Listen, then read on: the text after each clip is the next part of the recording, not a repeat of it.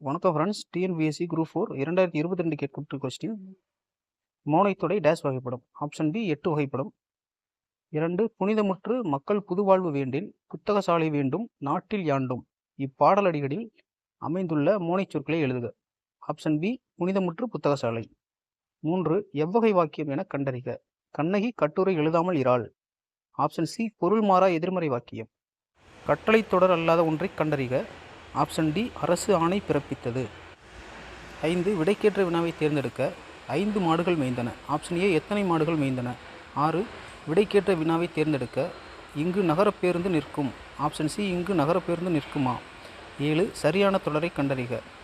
Option C தமிழ்மொழி உலகம் உள்ள வரையில் வாழட்டும்.